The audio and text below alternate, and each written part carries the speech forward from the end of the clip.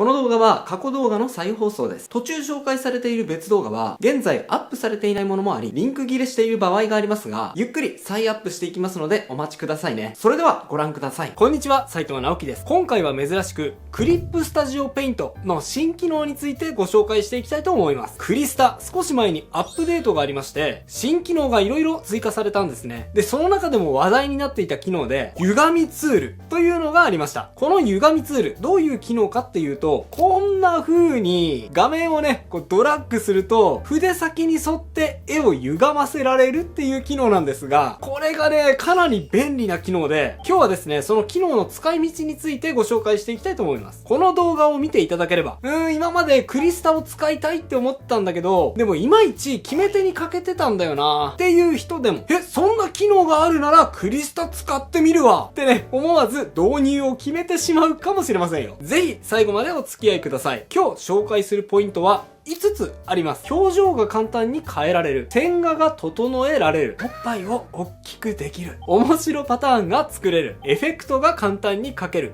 です。順番に紹介していきますね。それでは早速いってみましょう。表情が簡単に変えられる。はい。まず、歪みツール。どんな風に歪むのか試していってみましょう。ツールボックスの真ん中あたりにある格子状のアイコンが歪みツールになっております。クリックすると、ツールプロパティのところでどんな風に歪ませられるのか、歪ませ方のモードを選択することができるようになっていますね。左から順番に見ていきましょう。一番左は単純ですが、一番使うと思います。ブラシでなぞったところがそのままなぞった方向に変形するパターンです。次が膨張ですね。押したところがボワッと外側に向かって膨張します。で、次は逆に圧縮。ブラシの中心に向かってギュッと圧縮がかかります。そして隣の2つはちょっと使いどころが難しいんですが、進行方向に対して左右に寄せられるっていう変形がかかりますね。これどういう時に使うんだろうな。で、最後の2つ。これも割とよく使うかもしれませんね。ねじれです。左側のモードが時計回りでねじれさせることができ、右側のモードは半時計回りでねじれさせることができますね。今見ていてお分かりいただけたと思うんですが、この歪みツールのすごいところは、形を歪ませてもあんまり画像がボケたりしないっていうことだと思います。画像が荒れないで、綺麗なまま歪ませることができるので、例えば絵が完成させた後などの調整なんかにも役立てることができると思います。例えばですね、こんな風に一度完成した絵なんですが、もうちょっと顔のバランス変えたいなーとか、目の位置を上げたり下げたり位置調整したいなーっていう時なんかはもってこいですよね。先ほど紹介した機能を駆使しながらちょっとずつずらして絵を調整していってみましょう。ちなみに複数レイヤーに対しては使えないので、画像を統合する必要はあります。なので変形前の画像をコピーして残しておくと、変形した最後にこんな風に見比べながら確認ができますので、このやり方がおすすめです。この機能を使えばですね、ほらこんな風に目をちょっとつり目にしたいなーとか、あとは少し口の位置を調整したいなーとか、眉毛の角度をもうちょっとつけたいなーとか、表情を変化させるような差分を作ることにも活用できちゃいますよね。はい、ちょっとつり目の目力が強いバージョンをパパッと作ることができちゃいました。ほら、アップにしてもそんなに画像が荒れていないのがお分かりいただけると思います。線画が整えられる。あとはですね、これは結構意外な使い方ですが、下書きの段階においてもこの歪みツール結構威力を発揮します。下書きの時って割とざっくりと太い線でラフを描いていくことってあるじゃないですか。でもこの太い線で描かれたラフを透かして清書しようとすると、線が太いので細い線で清書する際に線のどの部分をなぞったらいいのか迷っちゃうなんていうこともあるんじゃないでしょうか。そんな時にこの歪みツールです。左から3番目、圧縮を使ってですね、線がちょうど隠れるぐらいの範囲で線をなぞっていくと、ほら、わかりますか？線が細く調整されていきますよね。いや、これすごくないですか？コツはですね、あまり広い範囲で歪みツールを適用してしまうと、線の位置自体がずれてしまいますので、あくまで線がギリギリ隠れるぐらいの範囲に調整して、線をなぞっていくことです。そうすることで、線のニュアンス自体体は変えずに線の幅だけを細く変更していくことができるんですね。こうすることで太かった線が細くシャープに調整されていきますので、線のどの部分をなぞったらいいのかわからないという問題が解決されちゃいます。で、細く調整した後は一番左側のツールを使ってさらに好みの形に調整いくこともできちゃいますね。ほらほら、どんどん形が整っていっちゃいます。これを駆使すれば下書きで何度も何度も書き直して形を調整しなくても一度書いたラフを変形させながら理想の形に近づけていけますよね。もうこれだけでかなり時間と労力の節約できる人もいると思いますね。はい。で、理想のラフができたらラフを透かしながらいつも通り線画を描いていく。ラフの線が細く調整されているのでサクサクと迷いなく清書作業を進めていくことができちゃいますね。なかなか良さそうですよね。おっぱいを大きくできる。はい。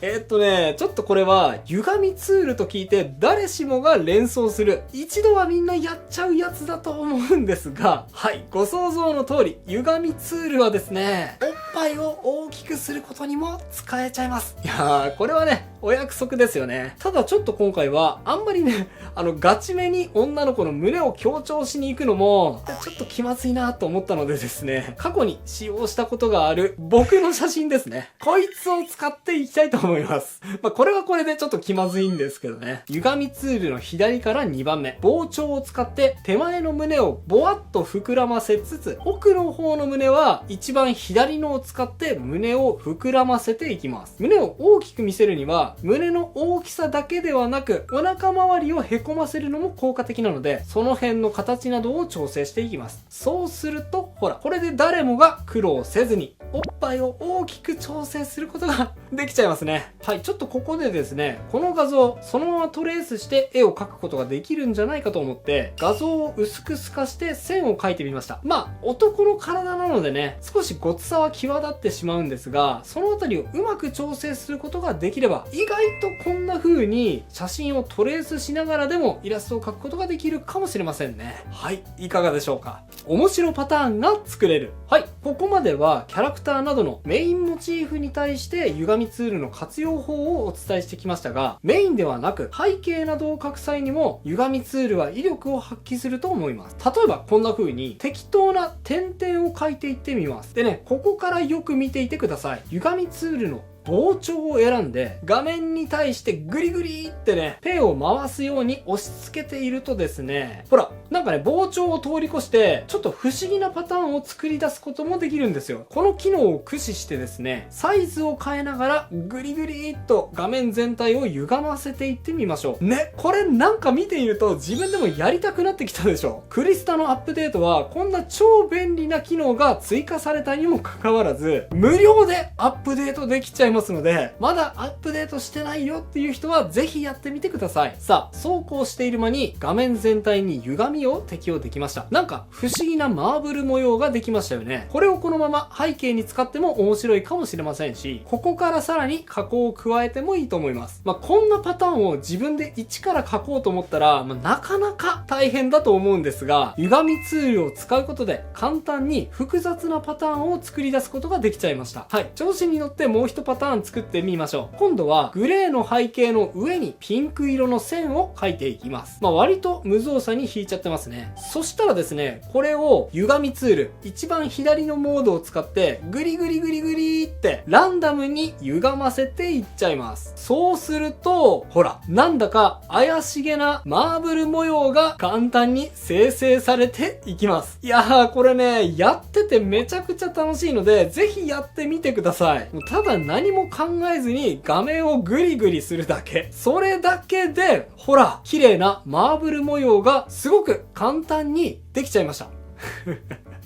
やりたくなってきたでしょう。エフェクトが簡単に描ける。さて、これだけでも十分だと思うんですが、最後に1個だけ追加情報としてお伝えするとですね、エフェクトを書く際にも歪みツールは威力を発揮するなっていうことですね。エフェクトってね、みんな結構難しいって言うんですが、これ何が難しいって、エフェクトのシルエットをそれっぽく整えるのが結構難しいポイントなんですよね。それを歪みツールを使っていい感じに整えることができちゃいますので、そのやり方をお見せしていきます。と言っても、やり方は簡単です。こんな風にかなり適当ですけど、炎のような形を描いていきます。これはね、本当に適当で大丈夫です。ね。このぐらいなら、一瞬で描けちゃいますよね。そしたらこれにですね、一番左のモードを使って、今描いた形の端っこの部分だけ、グリグリってね、ちょっと細かいストロークで歪ませてみてください。そうすると、ほら、さっきまであんまり見栄えのしないシルエットだった形が、なんかこう、ほら、いい感じにエフェクトっぽくなっていくじゃありませんか。ほら。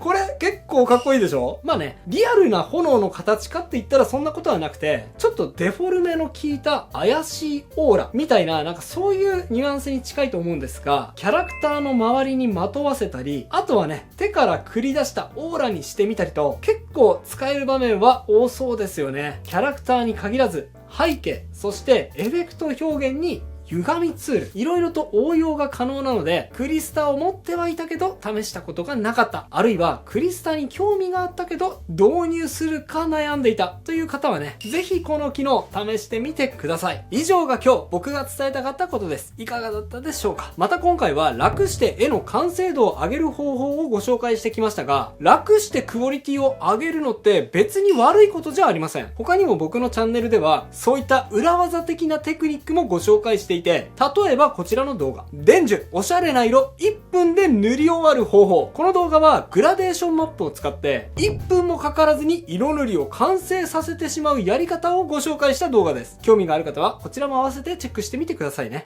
最後にお知らせをさせてください。誰よりも早く絵が上手くなりたい。もっと効率的に上達のポイントが知れたらいいのに。あれ？あのお役立ち情報どの動画だっけ？もう動画を見返すのがめんどくさい。そんなことってありませんか？朗報です。なんとあの3ヶ月上達法が本になりました。この本を読むとイラストが最速で上達する理由が3つあります。1つ目は僕自身で実証済みだから。僕は30歳の時にモンスターを描くモンスター絵師からキャラクター絵師に転身を果たしました。最初はキャラクターを全く描けない状態から3ヶ月でキャラクターイラストを上達させ、仕事につなげ、そして実際にキャラクターイラスト業界で活躍できるようになりました。この本はその実体験をもとに超効果的な上達法のやり方を分かりやすく丁寧に解説した本なんです。2つ目は経験者の声が参考になるから。一人でこの上達法にチャレンジしているとふと思ってしまうことがあります。これって本当に効果あるのかな？斉藤さんには効果があっても自分には効果がないんじゃないだろうか。いやいや、安心してください。この本には実際にこの上達法に取り組んで、そして成果を上げた人のビフォーアフターの作品例6例掲載させていただきました。しかも作品だけではなく、難しかったこと、意識したこと、そしてつまずいた時にどう乗り越えたのかなど、僕だけではなくその人なりに工夫したことも一緒に掲載させていただきました。僕だけでは拾い切ることができなかったユニークな工夫もあなたのイラストの上達の手助けになると思います。そして3つ目は情報が体系的にまとまっているから。3ヶ月上達法の動画、現在180万回以上再生されている人気動画なのですが、それゆえにこんな質問も多かったです。言ってる内容はすごくわかるんだけど、もっと詳しい情報が欲しいな。上達法のやり方だけではなく、関係がある練習法もわかりやすくまとめてほしい。任せてください。この本はですね、第1章、第2章と課題が与えられますが、その課題をこなす上で、この情報があるともっと深く内容が身になるよといったイラスト講座も一緒にまとまっているんですね。さらにもっと突っ込んで勉強したいという人には、もっともっと深掘りできる動画のリンクも掲載されていますので、 QR コードをスマホでパシャッと撮って動画講座を受講することもできちゃいます。あなたはこの本を手にして、そして内容を実行した時、手にすることになるでしょう。他の追随を許さない圧倒的な描写力、そして何よりもあなたの夢を実現させるための力、思いを形にする力を。興味がある方は動画下の概要欄の URL からチェックしてみてくださいね。本日予約開始となっております。本の方は数に限りがありますので、絶対本で欲しいという方は事前の予約をお願いいたします。あなたのイラストの上達の手助けになれますよう全力で応援しております。それではまた次回の動画でお会いしましょう。バイバイ。ということで再放送をお届けしました。いかがだったでしょうか？新チャンネルのチャンネル登録と高評価もよろしくお願いします。